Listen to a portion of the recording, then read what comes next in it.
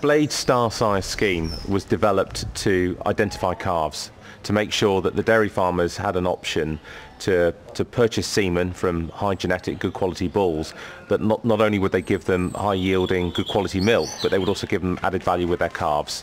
And it makes it easier for us as a business to then identify those calves and select them on farm, so that we know that we're buying better genetic calves with better genetic capability to turn into good quality beef when they end up in the abattoir.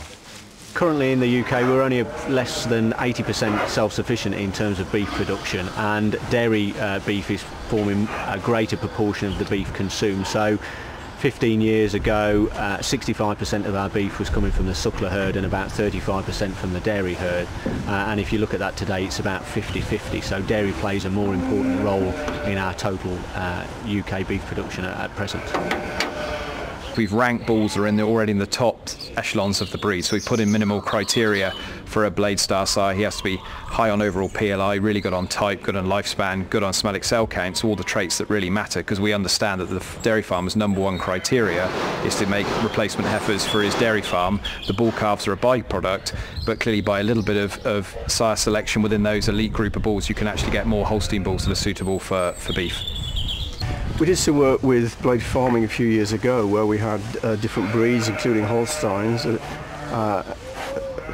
from different production backgrounds, different ages, and we sorted them at Langport. We took the meat back to Bristol and we evaluated them using the taste panel at Bristol. It's a group of people who measure the tenderness, juiciness and flavour, and we found that the eating quality of the Holstein beef was very good and at least as comparable with that from other breeds.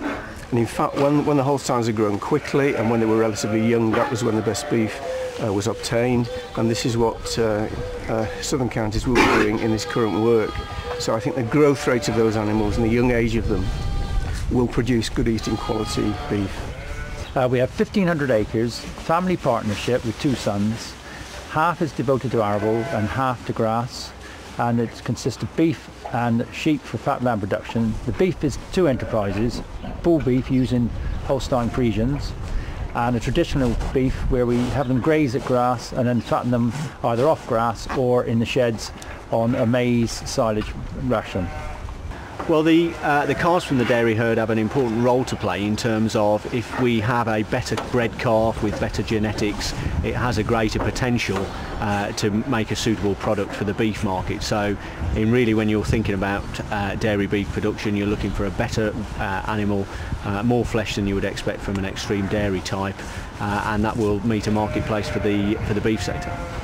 Well, there is a view in the meat industry that the eating quality and that the general quality of the carcass and the meat isn't as good, but that is not true now.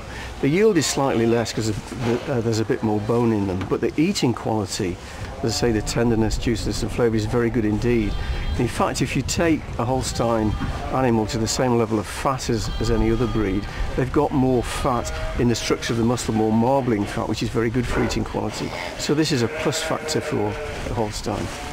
Blade farming supply abattoirs, in this case Southern Counties Fresh Foods, that supply ultimately the retailers and burger manufacturers, and it will go into that supply chain because it's good, high welfare, farm assured beef. We have them here for about less than 12 months, 10 to 12 months. We have them in at 14 weeks of age, and we aim to get them out about 14 months finished at about 560 kilos live weight, something like 280 to 290 dead weight.